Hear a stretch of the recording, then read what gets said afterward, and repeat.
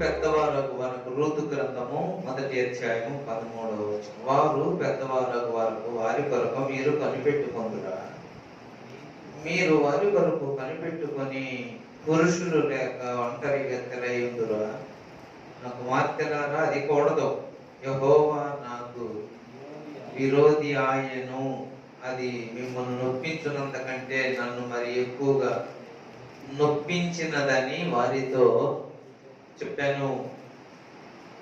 అలాగే 20వ వచనం, ఆమె సర్వశక్తుడు నాకు చాలా దుఃఖము కలుగజేశాను గనక నన్ను నయోమి అనక మారా అనుడి. నేను సమృద్ధి గలదాననై వెళ్ళి తిని యెహోవా నన్ను రిక్తురాలినిగా రాజేశాను.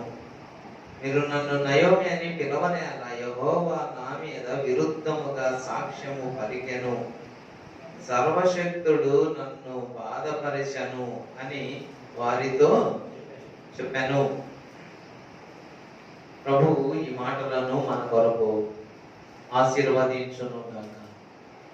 గత వారంలో మనము నయోమి గురించి, ఆమె ఎందుకు వెళ్ళిందో మనము ఆలోచన చేశాం. ఎక్కడికి వెళ్ళిందో ఆలోచన చేశాం. ఏమైందో ఆలోచన చేశాం. ఇవన్నీ కూడా వరుసగా మనము ధ్యానిస్తా వస్తున్నాం. ఈ రోజు వచ్చిన వాళ్ళకి, మధ్యలో వచ్చిన వాళ్ళకి మన పాఠాలు అర్థం కావు. అంటే క్లాసులో పిల్లోడు మధ్యలో వచ్చాడు అనుకో, 2 రోజులు రాకుండా 3వ రోజు బాగా అర్థమైపోయిందా?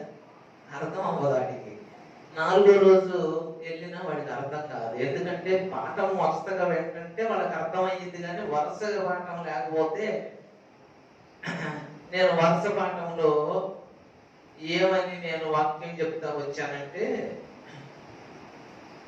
కార్యము ఆరంభము కంటే కార్యాంతము మేలు అని వాక్యం చెబుతాను.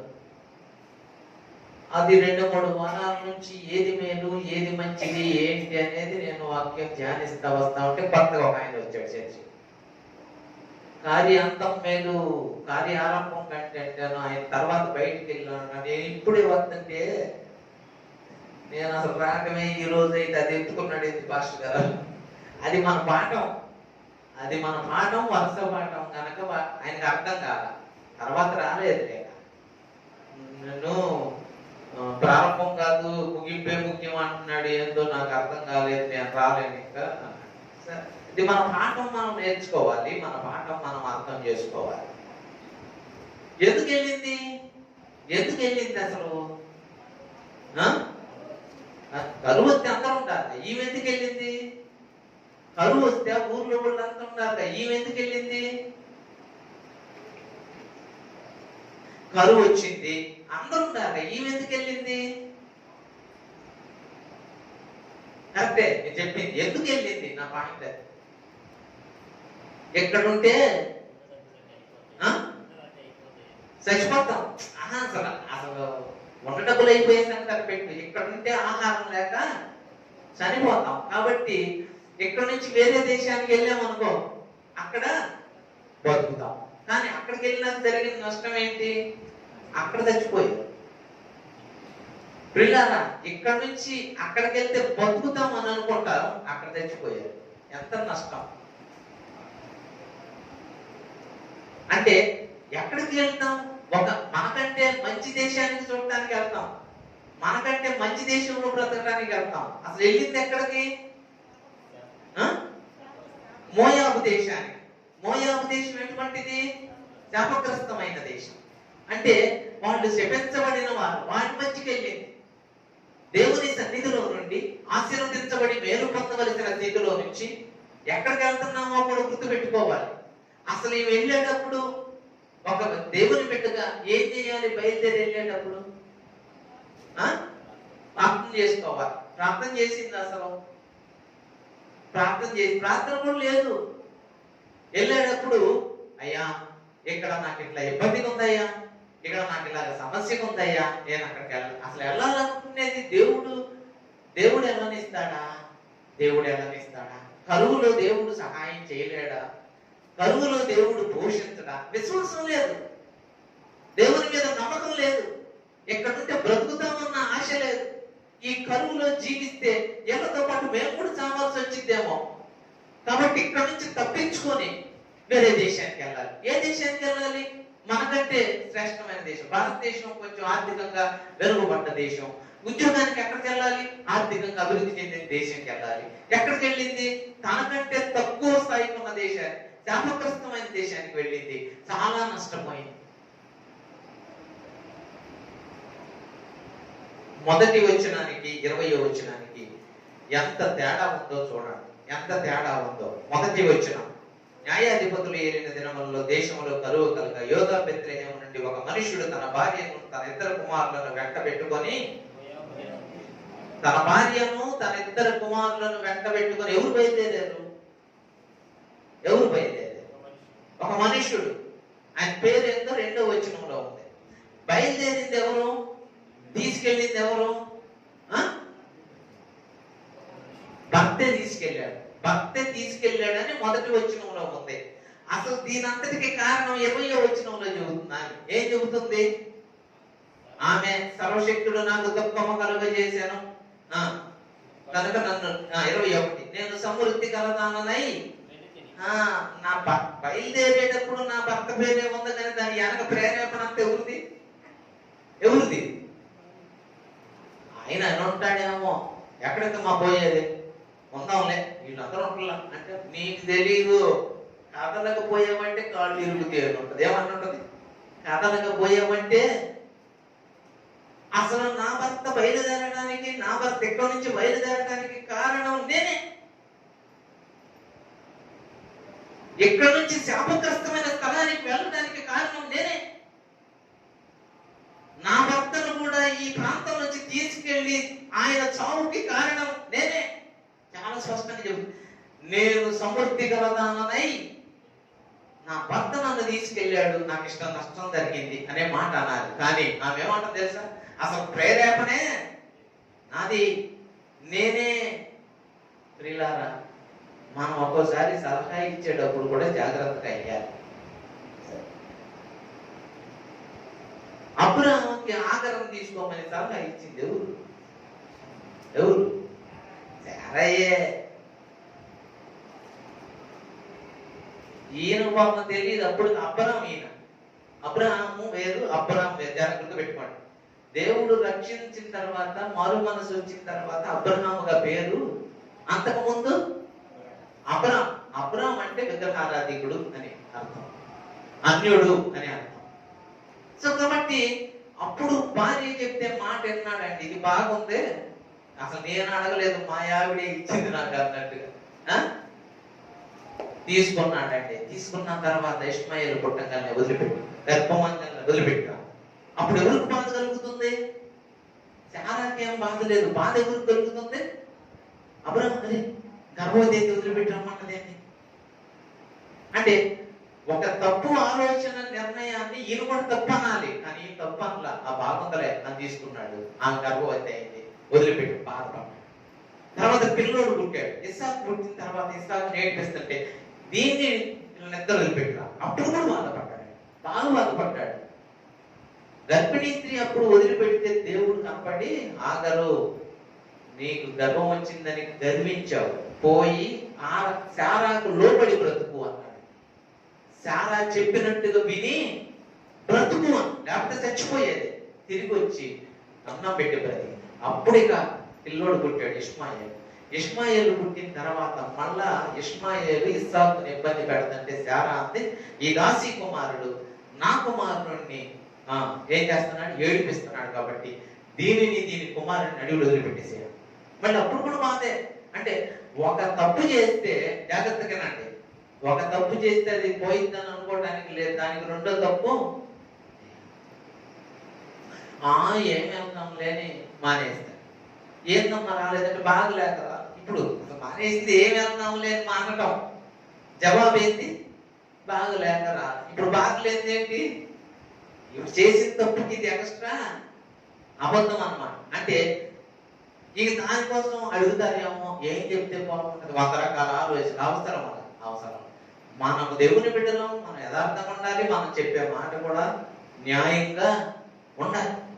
ఈమె మా ఆయన బయలుదేరాడని రాసేదని బయలుదేరింది మాత్రం నేనే ఆయన్ని ప్రేరేపించి ప్రోత్సహించి పదయ్య పోతాం ఏడుకి వస్తాం అయ్యా, ఏడుకి ఆహారం లేకపోతే అందరూ చేస్తే మనకెందుకు, మన పిల్లలు మనం బాగుండాలయ్యా, పదయ్య తీసుకెళ్ళింది. అక్కడికి పోయి వస్తా అంటే నేను అన్నీ ఉన్నదానితో డబ్బులు ఉన్నాయి నాకు అప్పుడు, భర్త ఉన్నాను నాకు అప్పుడు, బిడ్డలు ఉన్నారు నాకు అప్పుడు. ఇప్పుడు నేను ఏమీ లేని దానిగా, డబ్బులు లేవు, భర్త లేడు, పిల్లలు లేరు, రిక్తురాలినిగా వచ్చాను. ఈ బాధ అంతటికి కారణం ఎవరు అనుకున్నాం? ఎవరు? ఈమెకి కలిగిన అంటుంది, నన్ను దేవుడు బహుగా 21వ వచనం చివరి లైన్, 21వ వచనం చివరి లైన్, సర్వశక్తుడు నన్ను బాధపరచెను. ఈమె బాధకి కారణం ఏంటి చెప్పండి? ఈమె బాధకి కారణం ఏంటి? దేవుడా ఈమె? మళ్ళీ చెప్ప, ఈమె బాధకి కారణం ఈమె దేవుడా? ఆమె మొమ్మాటికి ఆమె. అందుకనే మనకి వచ్చే బాధలకి గుర్తుపెట్టుకోండి జాగ్రత్తగా, మనకు వచ్చే బాధలకి కారణం దేవుడు కాదండి, ఎప్పుడు మనమే కారణం. ఆయనను నిర్లక్ష్య పెట్టడం, ఆయన సన్నిధిని నిర్లక్ష్య పెట్టడం, దేవుని సహవాసాన్ని నిర్లక్ష్య పెట్టడం, దేవుని బిడ్డలతో కలిసి ఉండడాన్ని నిర్లక్ష్య పెట్టడం, ఇవన్నీ కూడా మన బాధలకి మనమే. బాధ వస్తే వాళ్ళు బతకట్లేదండి, వాళ్ళు ఉండలేదండి, వాడు జీవించటం లేదండి. బెత్లెహేములో నువ్వు ఒక్కదానివే బతకాలా? పోయి ఇప్పుడు దేవుని మీద నెత్తేస్తుందండి, దేవుని మీద నెప్పేస్తుంది. నా బాధకి సర్వశక్తుడు నన్ను బాధపరిచాడు. ఈ మాట గుర్తుపెట్టుకోండి. అయితే అట్లా అనుకుంటే పోయిన వారంలో ఒక వ్యక్తిని ధ్యానం చేశాం. ఎవరైనా? యోబుకి ఎన్ని బాధలు ఆయన బాధలంట 2వ అధ్యాయం చివరి వచనం చదవండి. యోబు గ్రంథం 2వ అధ్యాయం చివరి వచనం. అతని ఎవరి బాధ? యోబు. అతని బాధ అత్యధికముగా ఉండెను. ఎంత ఎక్కువ ఉందో అతని బాధ, అసలు ఆ బాధ భరించలేకపోతున్నాడు అండి. అతని బాధ భరించలేకపోతున్నాడు. దానికి కారణం 6వ వచనమే. 6వ వచనం అక్కడే ఉంది. 7వ వచనం చదువయ్యా. కాబట్టి అపవాది యెహోవా సన్నిధి నుండి బయలుదేరి అధికారులు మొదలుకొని నడినెత్తి వరకు బాధకర కురుపులు పెట్టేశాడు. ఎట్లాంటి కురుపులు పెట్టింది? బాధగల కురుపులు, మామూలు కురుపులు కాదు. అందుకనే 13వ వచనంలో అతని బాధ అధికమైంది.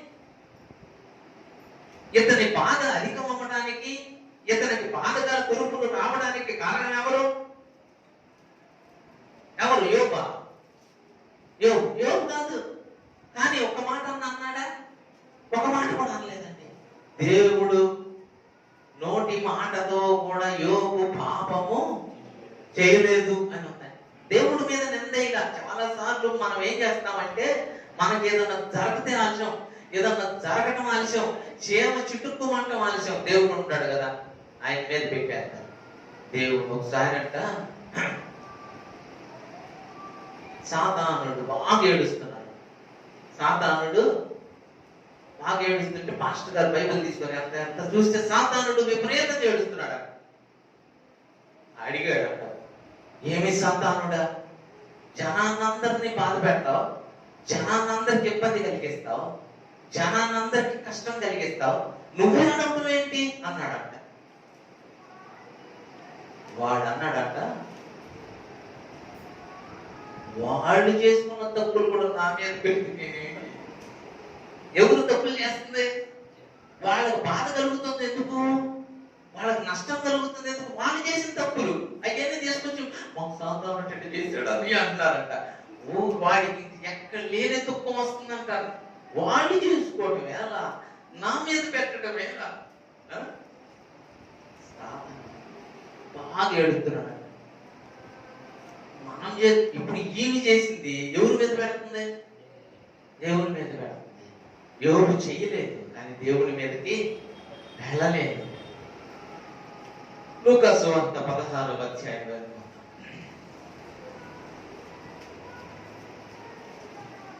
లూకాసు వార్త 16వ అధ్యాయం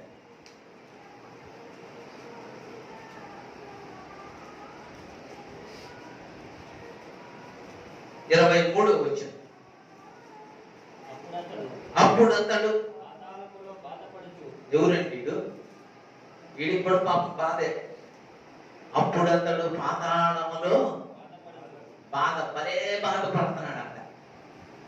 అప్పుడు అతడు పాతాళములో బాధపడుచు కన్నులెత్తి దూరము నుండి అబ్రహామును అతని రొమ్మున ఆనుకుని ఉన్న లాజరును చూచి, తండ్రివైన అబ్రహామా, నాయందు కనికరపడి తన వేలి కొనను నీడలో ఉంచిన నాలుకను చల్లార్చుటకు లాజరును పంపమని నేను ఈ అగ్ని ద్వారంలో యాతన పడుతున్నానని కేకలు వేసి, అబ్బా అబ్బా అబ్బా. ఇప్పుడు ఈడి బాధకు కారణం ఎవరు? అడే నయోమి బాధకు కారణం ఎవరు? నయోమి. ఈడి బాధకు కారణం ఎవరు?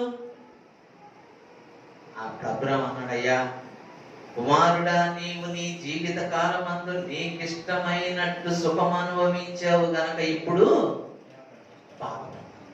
నువ్వు బాధపడడానికి కారణం దేవుడు కాదు, ఇంకొకడు కాదు. నీ బాధకి కారణం నువ్వే. దేవుడి మీద నింద వేయబాకు. దేవుడు నాకు ఇట్లా చేసాడు అనబాకు. దేవుడు నయోమి అంతే అందండి. నయోమి అంతే అందండి.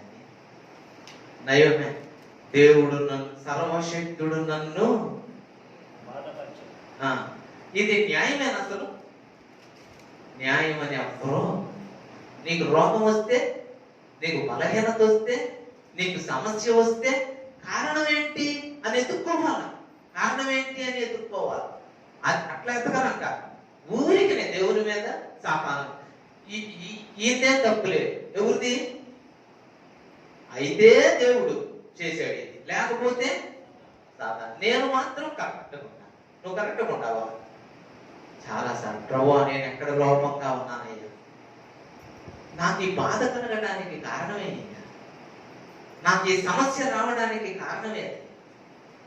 ఎప్పుడన్నా ప్రార్థన చేశావా? ప్రార్థన చేశావా? దావీదు ఏమన్నాడు చూద్దాం. దావీదు 142వ కీర్తన, 142వ కీర్తన 2వ వచనం.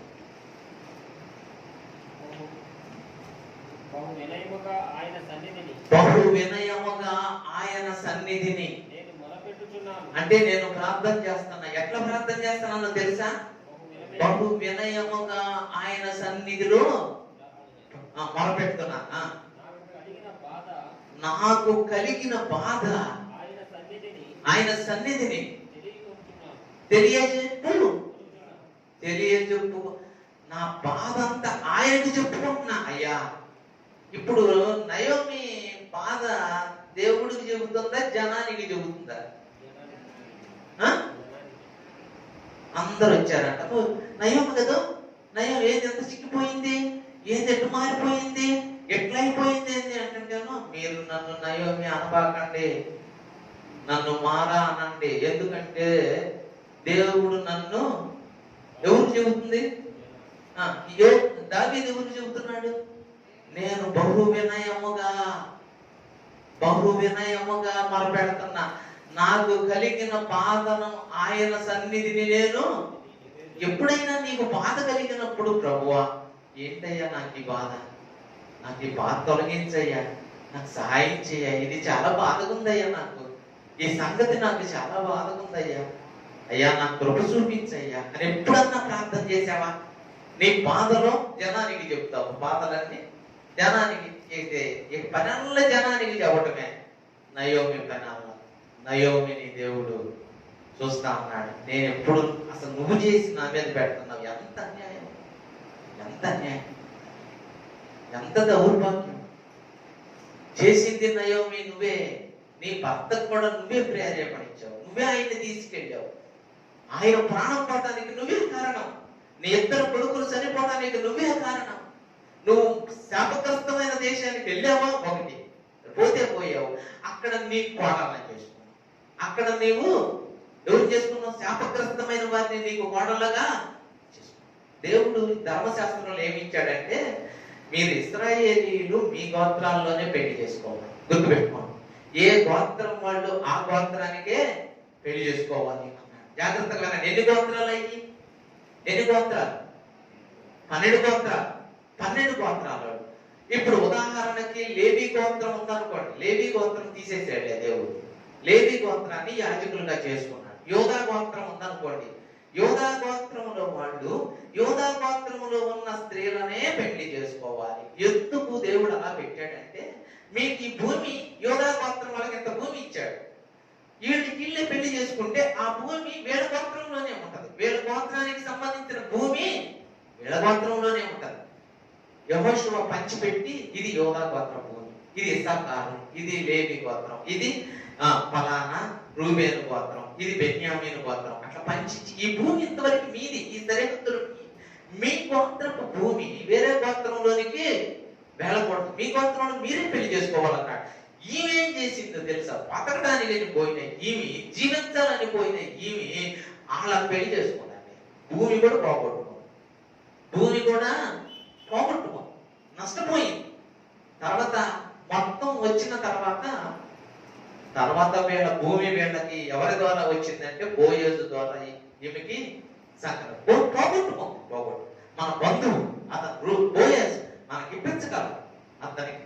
కనుక ఎంత నష్టపోయిందో, ఈ నష్టాలన్నీ నేను చేశాను అంటలా. ఎవరు చేశారంటే దేవుడే నాకు బాధ కలుగు చేశాడు. దావీదైతే నాకు వచ్చిన బాధ నేను జనానికి చెప్పట్లేదయ్యా, నేనేం చేస్తున్నాను దేవా, నీ సన్నిధిని వినయంగా మొరపెట్టుకుంటున్నా అన్నాడు. ప్రార్థన చేయాలమ్మా, ప్రార్థన చెయ్యమ్మా, ప్రార్థన చేయం. అందుకనే ప్రార్థన చేసి వాక్యం చదువుకున్నాడు. వాక్యం చదువుకున్నాక ఏమన్నాడో తెలుసా? ప్రార్థన చేసి వాక్యం చదువుకున్నాక ఏమన్నాడంటే 119వ కీర్తన 50వ వచనం. 119వ కీర్తన 50వ వచనం.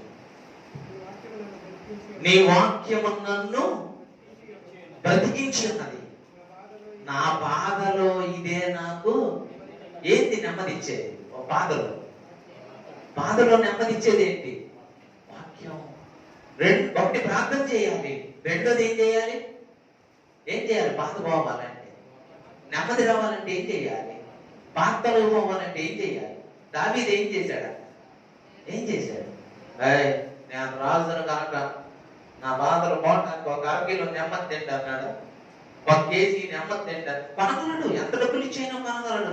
కానీ నెమ్మది ఎక్కడ దొరికింది దావీదుకి? వాక్యములోనే నెమ్మది. గుర్తుపెట్టుకోండి, వాక్యములోనే నెమ్మది. నీ వాక్యమే నన్ను బ్రతికించెను, బాధలలో దేంట్లో ఏంటది? బాగా ఆలోచన చేయాలి.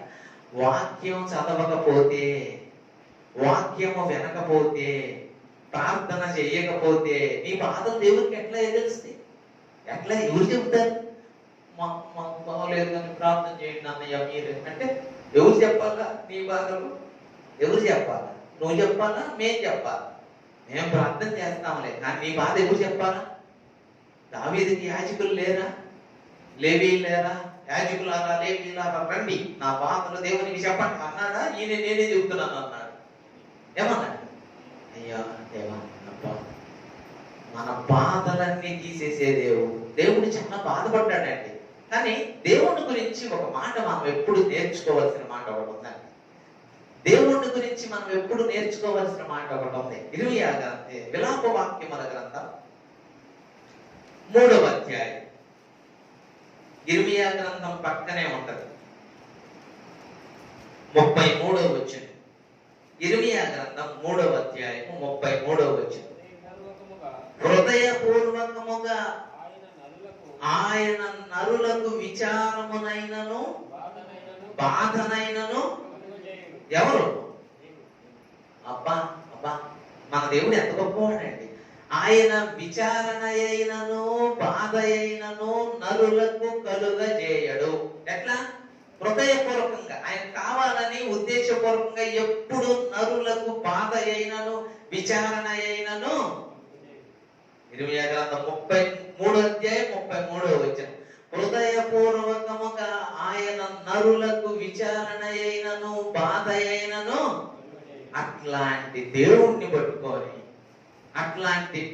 పట్టుకొని నయోమి దేవుని గురించి ఇతరులకు ఏమి చెబుతుందంటే, యెహోవా నన్ను సర్వశక్తుడు నన్ను బాధపరిచెను.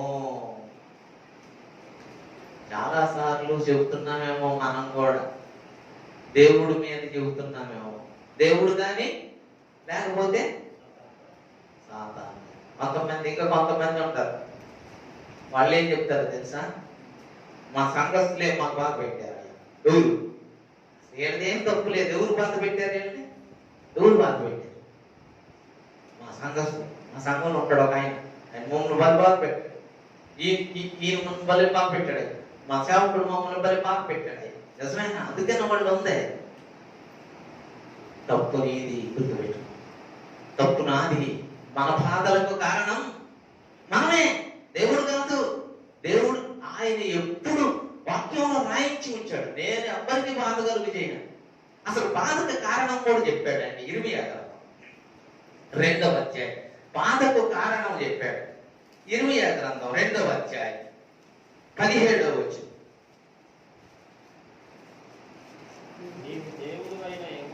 నీ 2:17 నీ దేవుడైన యెహోవా నిన్ను మార్గములో నడిపించుతుండగా నీవు ఆయనను విసర్జించడం వలన నీకు నీవే ఈ బాధ కలుగజేసుకుంటివి కదా.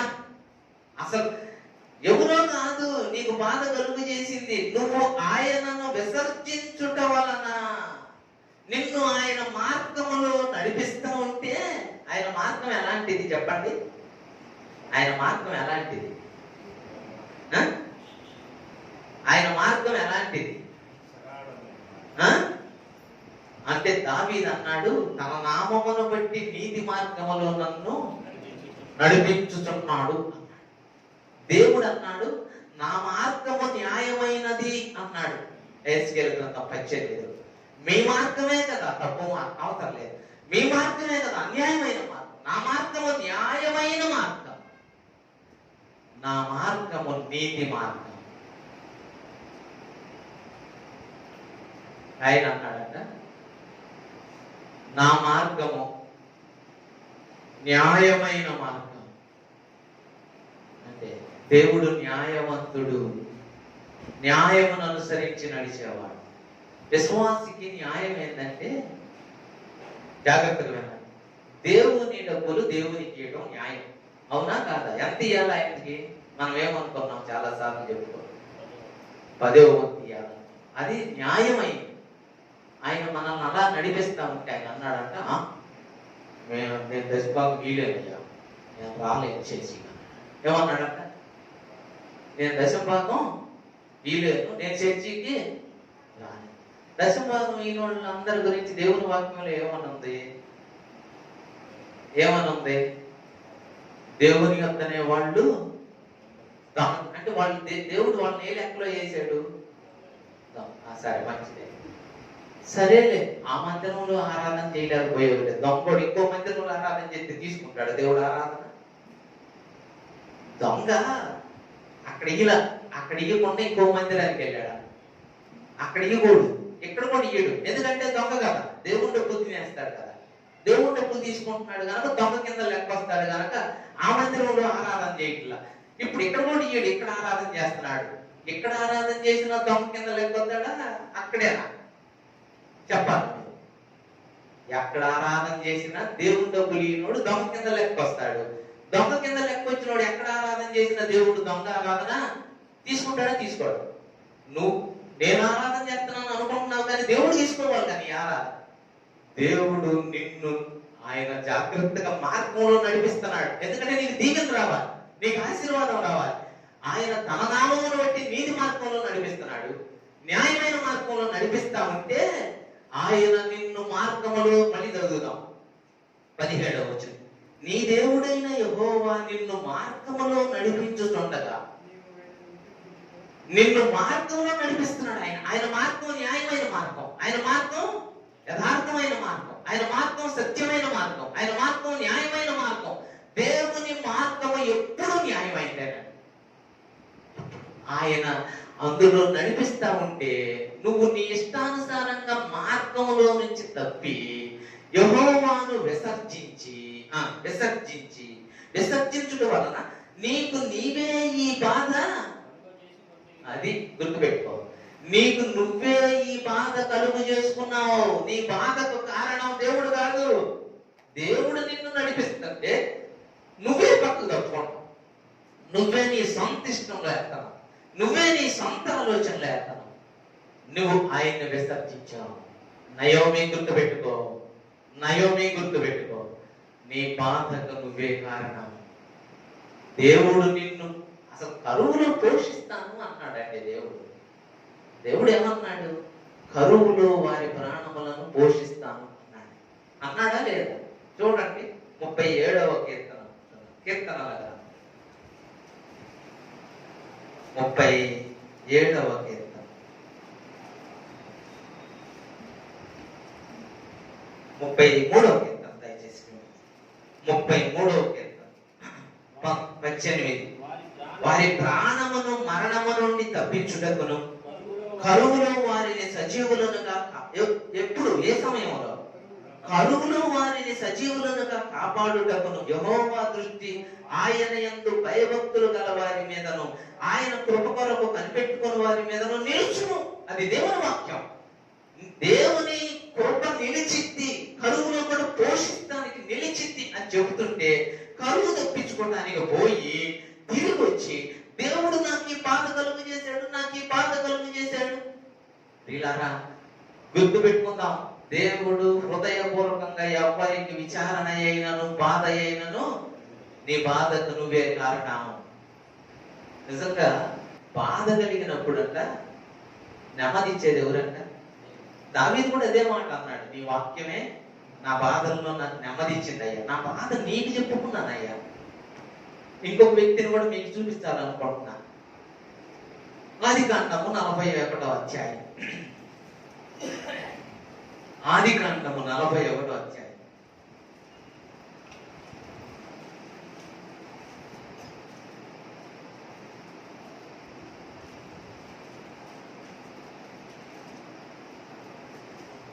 యాభై 51వ వచనం. అప్పుడు యోసేపు, దేవుడు నా సమస్త బాధను నా తండ్రి ఇంటి వారిని అంతటిని నేను మరిచిపోకున్నట్లు చేశానని చెప్పి తన జ్యేష్ఠ పుత్రుని కుమారునికి మనష్య అని పేరు, నా దేవుడు నా బాధలన్నీ సమస్త బాధలు మరిచిపోవున్నట్లు ఎవరు చేశారంట? బాధ పెట్టింది ఎవరు? అన్నలు, తండ్రి ఇంటి వారు బాధ పెట్టారా? వాడు బాధ పెట్టారు నన్ను అని చెప్పలే యోసేపు ఎక్కడ కూడా. దేవా నన్ను ఇట్లా బాధ పెట్టారయ్యా అని మాట మాత్రం కూడా బయటికి చెప్పదు. కానీ కొడుకు పుట్టిన తర్వాత అన్నాడు, బయట పెట్టాడు, నా సమస్త బాధల్ని దేవుడు మరిచిపోయేటట్లు, నీ సమస్త బాధలు మర్చిపోయేటట్లు చేస్తాడు. నువ్వు జనానికి చెప్పకుండా జనానికి చెబుతా ఉంటే నీకు ఇంకా బాధ పెడతానే ఉంటాడు. ఎందుకంటే దేవుడికి కాదుగా నువ్వు చెప్పేది బాధలు.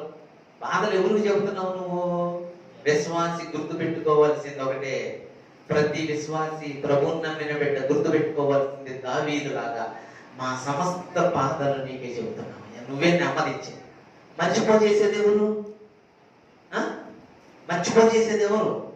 అక్కడ అన్నాడు, దేవుడు నా సమస్త బాధలను మర్చిపోయేటట్లు నేను మర్చిపోన అన్లా, దేవుడే మర్చిపోయేటట్టు చేశాడు.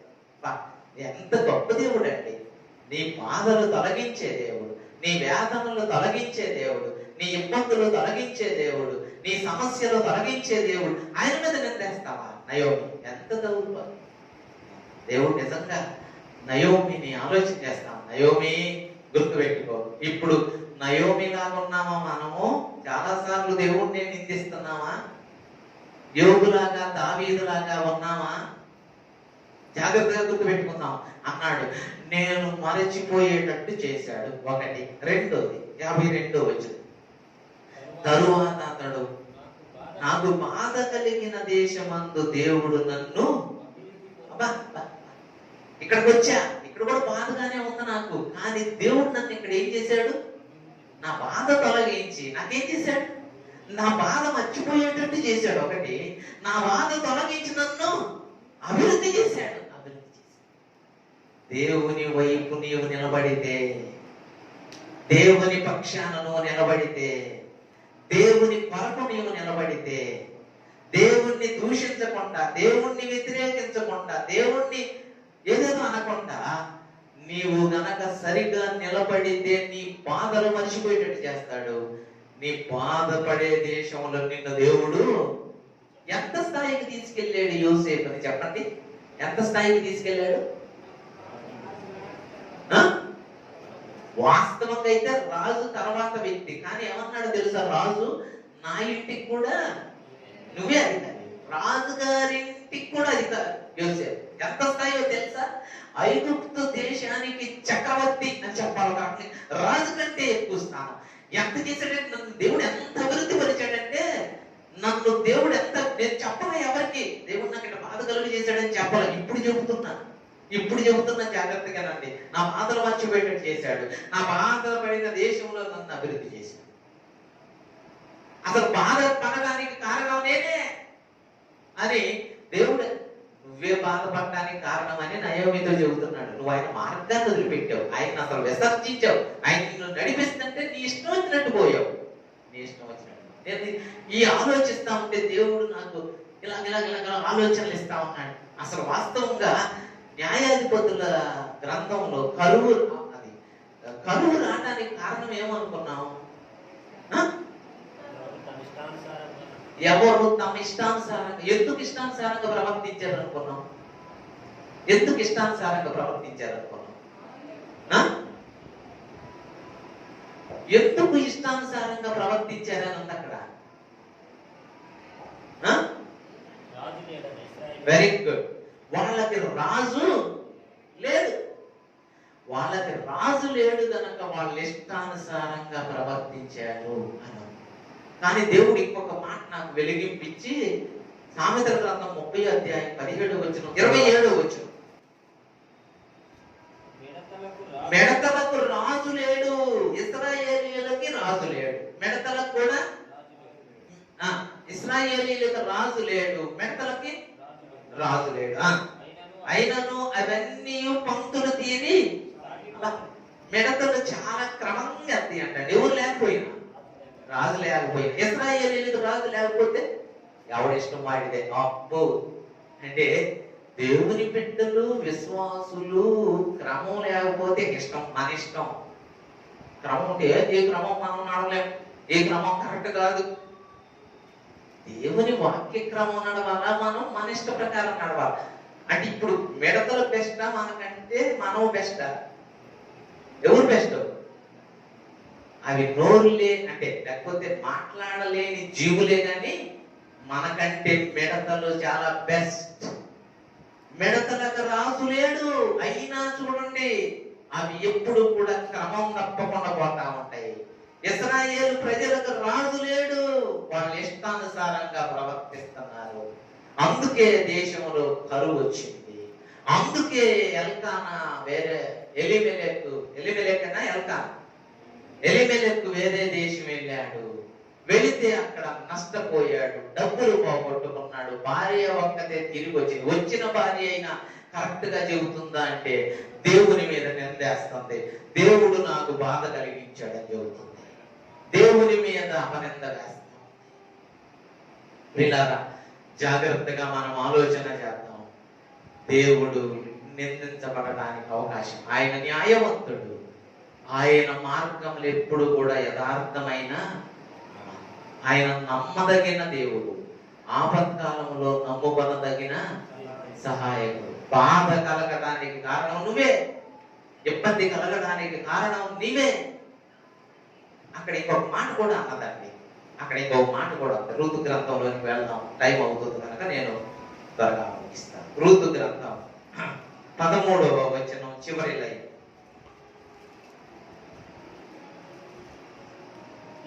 అది మిమ్మును నొప్పించిన చివరి లైన్ 13వ వచనం. అది మిమ్మల్ని నొప్పించును. చివరి లైను, యెహోవా నాకు ఎవరికి విరోధి? అసలు యెహోవా అనుకున్నాం పోయినసారి పాఠం నేర్చుకున్న వాళ్ళు చెప్పండి, ఎవరికి విరోధి? పాపం చేసిన వాళ్ళకే దేవుడు విరోధి కదా. పాపం చేయని వాళ్ళకి దేవుడు విరోధి కాదు. నయోమి చేసింది తప్ప రైటా? 100% తప్పు. దేవుణ్ణి విసర్జించి బెత్లెహేమును విడిచిపెట్టి కరువులో పోయింది. అక్కడ యెహోవాను విసర్జించడం వలన నీకు నీవే బాధ కలుగు చేసుకున్నావు. నీ బాధకు కారణం దేవుడు కాదు. అయితే ఇప్పుడు ఏమంటుంది? నాకు బాధ కలగడానికి కారణం ఏంటంటే యెహోవా నాకు విరోధం అయ్యాడు. బైబిల్లో లూకా సువార్తలో తప్పిపోయిన కుమారుడు ఉన్నాడు. జాగ్రత్తగా గుర్తుపెట్టుకో. తప్పిపోయిన కుమారుడు ఆస్తి తీసుకొని కలిగిందంతా తీసుకొని దూరదేశం ప్రయాణమై వెళ్ళిపోయాడు. అంత నష్టపోయాడు, అంత పోగొట్టుకున్నాడు, తిరిగి వచ్చాడు. కొత్త నిబంధనలో లూకా సువార్త 15వ అధ్యాయంలో తప్పిపోయిన కుమారుడి కథ యేసు ప్రభు చెప్పాడు. బైబిల్లో తప్పిపోయిన కుమార్తె ఎవరంటే నయోమి. గుర్తుపెట్టు, తప్పిపోయిన కుమార్తె. అన్ని సమృద్ధి కలదానిగా వెళ్ళింది, ఏమి లేకుండా తిరిగి. జాగ్రత్తగా గుర్తుపెట్టుకోండి. అన్ని కలిగిన దానిలాగా వెళ్ళాడు వీడు, అన్ని పోగొట్టుకొని వచ్చాడు తండ్రి దగ్గరికి. జాగ్రత్తగా అన్ని కలిగిన దానిగా వెళ్ళింది మోయాబుకి, సమస్తం పోగొట్టుకొని తిరిగి వచ్చింది. కొత్త నిబంధనలో తప్పిపోయిన కుమారుడు ఎట్లాగో పాత నిబంధనలో నయోమి తప్పిపోయిన కుమార్తె. తప్పిపోయిన కుమారుడు, తప్పిపోయిన కుమార్తె. ఇప్పుడు ఈమె వచ్చిన తర్వాత ఏం చెబుతుందంటే దేవుడు నాకు విరోధి అయ్యను అనే మాట చెబుతుంది. తప్పిపోయిన కుమారుడు ఏం చెప్పాడో చూద్దాం. లూకా సువార్త 15వ అధ్యాయం. తప్పిపోయిన కుమారుడు ఏం చెప్పాడో చూద్దాం.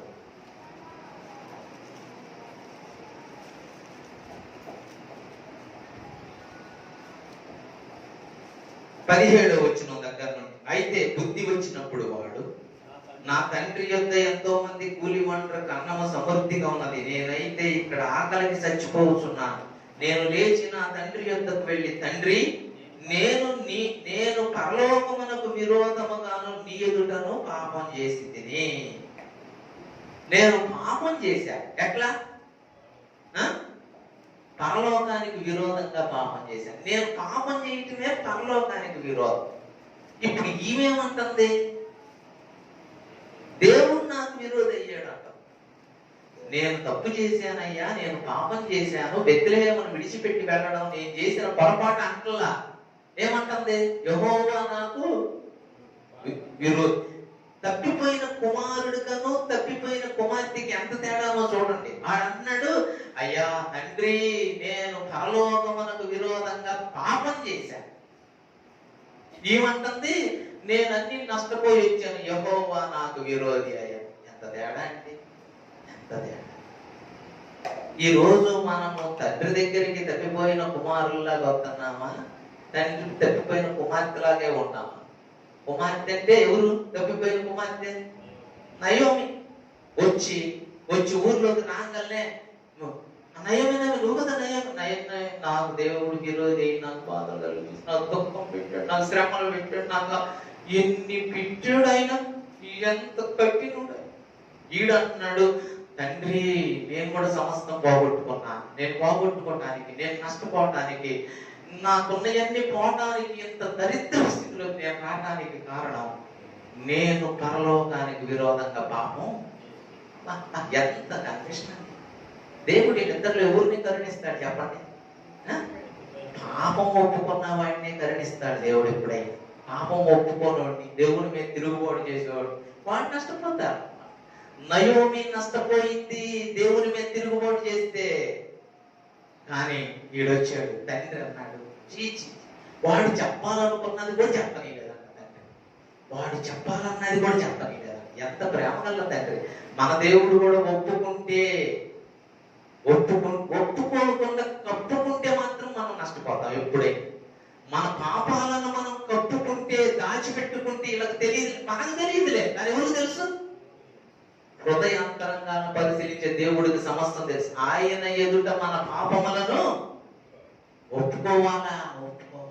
నాకు దేవుడు అన్నాడు, నయోమి చూడు ఎట్లా నా మీద తిరుగుబాటు చేసిందో, తప్పిపోయిన కుమారుడి కథలో చూడు వాడేమన్నాడు అని చెప్పాడు. అంటేను, ప్రభువా వాళ్ళిద్దరిలో నేను తప్పిపోయిన కుమారులు లాంటి వాడిని, నేను ఒకప్పుడు నీకు దూరస్తుంటే నీ సన్నిధికి వచ్చి పాపం ఒప్పుకున్నాను, నన్ను క్షమించావు. నీ బిడ్డగా యథార్థంగా బ్రతకడం నాకు నేర్పించయ్యా. నేను ఇది చదివేటప్పుడే నాకు ఈ జ్ఞాపకం వస్తున్నప్పుడు నేను ప్రార్థన చేసుకుంటానే చదువుకుంటా ఉంటా. నేను ఆ ధ్యానం చేసేటప్పుడు చదువుకుంటా, ప్రార్థన చేసుకుంటా, ధ్యానం చేస్తా. దావీదు ఎట్లా అన్నాడు, ప్రభువా నేను నా బాధలు నా కష్టాలు నీకే చెప్పుకుంటా, నీ వాక్యమే నాకు నెమ్మది ఇచ్చేది అన్నాడు. బాధల్లో నెమ్మది ఇచ్చేది నీవే ప్రభువా. కానీ ఈమెమంటుంది, ఎంత వ్యతిరేకం, ఎంత వ్యతిరేకం. ఈమె గురించి చెప్తూ ఈమె ఎట్లా అన్నది, యోగు ఏమి అనలేదు. ఈమె ఎట్లా అన్నది, తప్పిపోయిన కుమారుడు రూటు వేరుగా ఉంది. ఈమె ఎట్లా అన్నది, యోసేపు రూటు, యోసేపేమో నా దేవుడు నా బాధలు మర్చిపోయేటట్టు చేసి ఎవరికి చెప్పాలి అప్పుడు దాకా. నన్ను మనయోళ్ళు అమ్మేశారు, నన్ను పలానా ఇంట్లో ఉంచడం జరిగింది, నన్ను జైల్లో పెట్టారు, చేశారు, జనానికి ఎవ్వరికి చెప్పలేదండి. ఎవ్వరికి చెప్పకుండా వచ్చిన తర్వాత ఒక మాట అన్నాడు, దేవుడు నా బాధలన్నీ మర్చిపోయేటట్టు చేశాడు.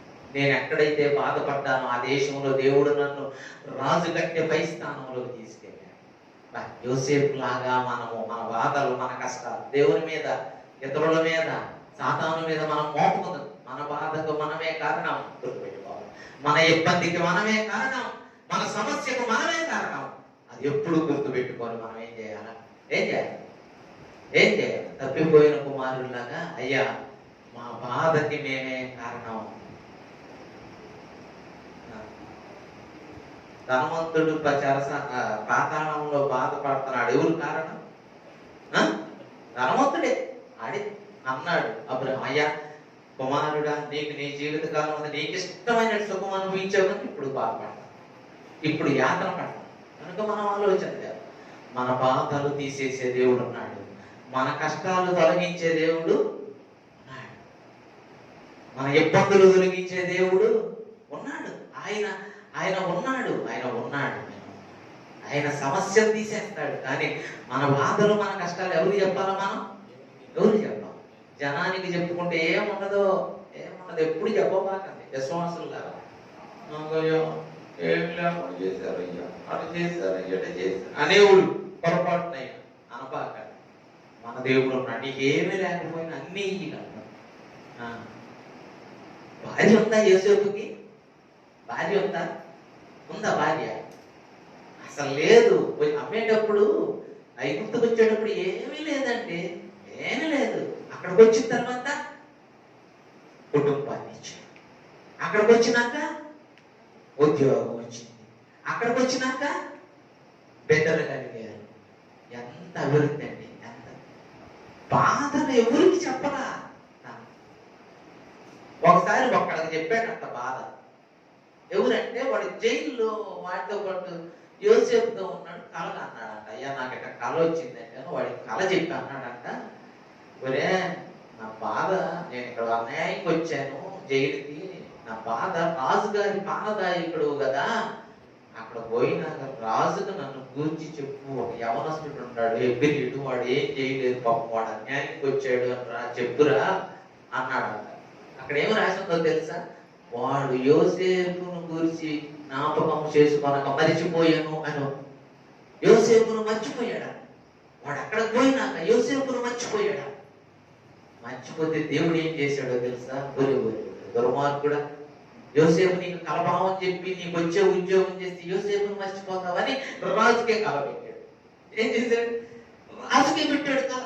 రాజుగారు అంటున్నాడు, ఈ కలభావం ఎవరు చెప్తారా? అప్పుడు గుర్తొచ్చింది అంటబడి. అయ్యో ఒక కుర్రుడు ఉన్నాడు అక్కడ, అప్పుడు గుర్తొచ్చింది నాకు. అప్పుడు దాకా వీడికి చాలాసార్లు దేవుడు మేలులు మనం మర్చిపోతా ఉంటాం. అందుకని దేవుడు ఏం చేస్తాడు, మళ్ళీ ఇంకో దారి చూపిస్తాడు. యోసేపు రాజుగారు ఎవరు ఆ కుర్రాడు అంటే జైల్లో ఉన్నాడు, ఈ పని చెబుతాడని దేశపడండి అన్నాడు.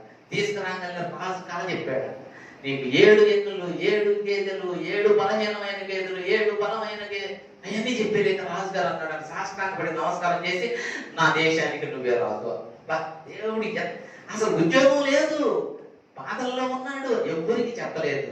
దేవుడు, దేవా నా బాధని, నేను బాధపడిన దేశంలో నన్ను దేవుడు అభివృద్ధి పరిచిన గనక ఈ కుమారునికి ఎఫ్రాయిం అనే పేరు. దేవుడు నా సమస్త బాధలను మరిచిపోవునట్లు చేసిన గనక ఈ జ్యేష్ఠ కుమారునికి మనష్య అని పేరు పెడతాను, ఈ కుమారుడికి ఎఫ్రాయిం అని పేరు పెడతానని 41వ అధ్యాయము 50-51 వచనాల్లో తన బాధల గురించి చెప్పాడు. ఎప్పుడు చివరిలో చెప్పాడండి. మరి నువ్వు నేను నయోమిలాగా జనం అందరికి మనం ఎంత బాధ పెట్టాడో తెలుసు. నాకు యెహోవా నాకు బాధ. జాగ్రత్త, మన దేవుడు నమ్మదగిన దేవుడు. ఆయన గురించి మనం మాట్లాడే ప్రతి మాట ఆయన ఆలకిస్తాడు, ఆయన వింటాడు, రాస్తాడు, లేఖనాలు రాస్తాడు. మన గురించి రాయబడుతుంది పరలోకంలో. రాయబడిందా లేదా? ఉంది, రాయబడిందని ఖచ్చితంగా ఉంది. ఆయన పుస్తకంలో రాస్తాడు, అని ఉంది, గ్రంథస్థం చేస్తాడు. యెహోవా యందు భయభక్తులు గలవారు మాట్లాడుకొనుచుండగా ఆయన విని ఏం చేస్తాడంట? చూడండి, మలాకీ గ్రంథం. ఆయన గురించి మాట్లాడు, నువ్వు ఎవరి గురించి మాట్లాడు, ఏం మాట్లాడు, అవన్నీ రాస్తాడా లేదా? మలాకీ గ్రంథం మత్తయి సువార్తకు ముందు 16వ వచనం. అప్పుడు యెహోవా యందు భయభక్తులు గలవారు ఒకరితో ఒకరు మాట్లాడుకొనుచుండగా. ఎక్కడ మాట్లాడుకుంటున్నారు వీళ్ళు? ఎక్కడ మాట్లాడుకుంటున్నారు? చాలా చోట్ల ఎక్కడ మాట్లాడుకుంటుంటారు భయభక్తులు గలవాళ్ళు. దేవుని మీద, దేవునికి వ్యతిరేకంగా, దేవుని వాక్యానికి వ్యతిరేకంగా ఎక్కడ మాట్లాడుకుంటున్నా సరే ఎవరుంటారంట? ఒకరు మాట్లాడుకొనుచుండగా యెహోవా చెవియొగ్గి ఆలకించెను, మరియు యెహోవా యందు భయభక్తులు కలిగిన ఆయన నామమును స్మరించుచూ ఉండు వారికి జ్ఞాపకార్థముగా ఒక గ్రంథము ఆయన సముఖమందు. భయభక్తులు గల వారు మాట్లాడుకుంటుంటే దానికి జ్ఞాపకార్థంగా ఏం రాయబడుతుందంట? అప్పుడు ఆ గ్రంథం రాయబడింది. అక్కడ కూడా ఉంటాడే ఒక చిత్రగుప్తుడు. చెప్తా బయటికి తీస్తాడు. దేవా ఇది గట్ట మాట్లాడారయ్యా, ఇది గట్ట మాట్లాడారు, ఇలా మాట్లాడారంటే అవునా అందరు జనం ముందు పెట్టాలంట. మనమేమో సాట్లు మాట్లాడుకుంటాం, కానీ దేవుని గ్రంథంలో అందరూ పరిశుద్ధులందరూ ఉంటారు అక్కడ. ఇది గట్ట మాట్లాడుకున్నారయ్యా వీళ్ళు, ఇలా మాట్లాడారా? అవునా? అందరూ ఆశ్చర్యపోతారంటే ఏం మాట్లాడుకున్నారా? అయ్యో నా గురించి ఇట్లా మాట్లాడుతున్నాయి. అవునా? నయ్యో ఇట్లా మాట్లాడిందా? అందరి ముందు తల దించుకుంటుందంట నయ్యో. దేవా నాకు బాధ కలుగు చేసేవన్నానయ్యా, సమృద్ధి గ్రహానికి వెళ్ళేవని నాకు విరోధి అయ్యేవన్నానయ్యా, నన్ను దుఃఖ పెట్టేవన్నానయ్యా, నన్ను బాధ పెట్టేవన్నానయ్యా. నయోమి మాటలన్నీ కూడా ఏం చేయబడతాయి? గ్రంథస్థం. మనం మాట్లాడుకునే ప్రతి మాట కూడా ఎక్కడ లెక్కించబడతా ఉంటుంది? గ్రంథస్థం. వాక్యంలో స్పష్టంగా దేవుడు రాపించి పెట్టాడు. నేను ఆ మాటలు కాదు, ఏదో నేను కల్పించి చెప్పిన మాటలు, కథలో కాదు. దేవుని వాక్యంలో అక్కడ మాట్లాడుతున్న ప్రతి మాట రాయబడింది. నువ్వేం మాట్లాడుకున్నావు అది దేవుని వాక్యానికి వ్యతిరేకమైతే దానికి రావాల్సిన పనిష్మెంట్ వస్తుంది. అది దేవుని వాక్యానికి, దేవుని బిడ్డలకు క్షేమకరమైందైతే నీకు ఆశీర్వాదం వస్తుంది. గుర్తుపెట్టుకో. అందుకనే మనం నోరు తెరిచి మాట్లాడేటప్పుడు, నోరు తెరిచి సంభాషణ వినేటప్పుడు ఇది దేవుని సన్నిధికి సరిపోయిందా లేదా, వాక్యానికి సరిపోయిందా లేదా అనే ఆలోచనతో మనం మాట్లాడాలి, అనే ఆలోచనతో మనము వినాలి. గుర్తుపెట్టుకోండి, మన స్థానంలో అక్కడ ఏం రాయబడింది? నా పేరు మీద, నీ పేరు మీద గ్రంథం విప్పడానికి ఎవ్వరికి అవకాశం లేదండి. గ్రంథాలు తీస్తాడు దేవుడు, గ్రంథాలు విప్పుతాడు, గ్రంథాలు చదువుతాడు, అందరి ముందు చదువుతాడు. మనమేమో ఇక్కడేమో మామూలుగా మాట్లాడుకుంటా ఉంటాం, కానీ అక్కడ గ్రంథాలు అందరి ముందు విప్పుతాడు. ఇదిగో నువ్వు ఇట్లా మాట్లాడావు నయోమి, ఇదిగో తప్పిపోయిన కుమారుడు ఇట్లా మాట్లాడాడని తెలిసి కూడా నువ్వు ఇట్లా మాట్లాడావు. అయ్యా నేను తప్పు చేశానయ్యా, నీ అంతా తీసుకొని వెళ్ళానయ్యా, నష్టపోయానయ్యా, విరోధంగా పాపం చేశానయ్యా అంటే నేను అన్ని బాగొట్టుకున్నాను, కానీ నాకు కారణం ఏంటంటే దేవుడు నాకు విరోధం అయ్యాడు, నన్ను బాధ పెట్టాడు, నాకు దుఃఖం కలుగు చేశాడు, నాకు బాధ కలుగు చేశాడు. అది ఆయన చేశాడు నాకు ఇది అంటాను. ఇవన్నీ రాస్తాడా రాయడా దేవుడు? అన్నీ రాస్తాడు. ప్రార్థన చేద్దాం. ప్రార్థన చేద్దాం. పరిశుద్ధుడా నమ్మదగిన దేవా మీకు స్తోత్రాలు నాయన. మరి ఒకసారి నయోమి గ్రంథంలో ప్రభువా బాధలకు కారణం నీవైతే హృదయపూర్వకంగా ఎవ్వరికి బాధ కలిగించు. మా బాధలకు మేమే కారణం. నీతి మార్గంలో నడవటం, యథార్థమైన మార్గంలో నడవక నీకు దూరం అవుతూ మా బాధలు కలుగు చేసుకుంటున్నాం. దానికి నిన్ను నిందించాల్సిన అవసరం లేదు. మా బాధలకు మేమే కారణం స్పష్టంగా మాకు అర్థమవుతుంది. అయ్యా, మేము నయోమిలాగా మాట్లాడుకున్నట్లు మాకు సహాయం చేయ్యా. అయ్యా అయ్యా అయ్యా, నీ సన్నిధిలో మా బాధల గురించి మొరపెట్టుకున్నట్లు నీకు మాత్రమే మేము తెలియజేసుకోగలుగునట్లు సహాయం చేయ్యా. ఎంత బాధ అనుభవించాడో యోసేపు, ఎంత వేదన అనుభవించాడో చెప్పలేదు. కానీ అయ్యా, మరిచిపోయేటట్లు చేసిన నిన్ను జ్ఞాపకం చేసుకున్నాడు. అభివృద్ధి చేసిన నిన్ను జ్ఞాపకం చేసుకున్నాడు. నా బాధలలో దేవుడు నన్ను మర్చిపోయేటట్టు చేశాడు, నన్ను అభివృద్ధి పరిచాడు. అలాగూ మేములాగా నా కృప చూపండి. ప్రతి వారి హృదయంలోనూ నీ వాక్యాన్ని సమృద్ధిగా నివసింపనీయండి. అయ్యా, నీవెంతైనా నమ్మదగిన దేవుడు కదా ప్రభు, మేలు చేసే దేవుడు అయ్యా, సహాయం చేయండి నాయన. ఈ విత్తబడిన మాటలు అపవాది ఎత్తుకెళ్లకుండా హృదయంలో భద్రపరుచుకున్నట్లు సహాయం చేయండి అయ్యా.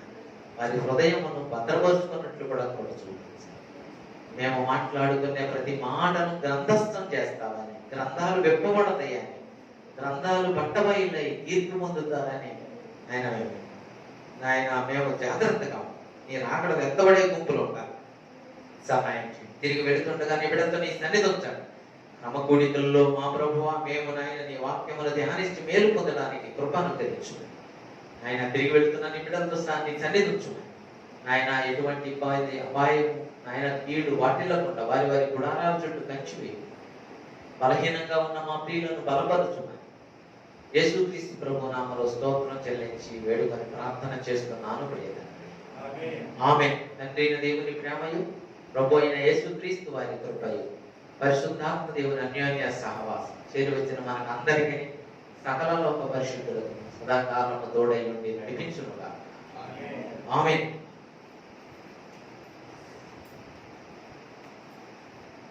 ప్రియులారా, అందరికీ ప్రేమపూర్వక వందనాలు తెలియజేస్తున్నాను. మరి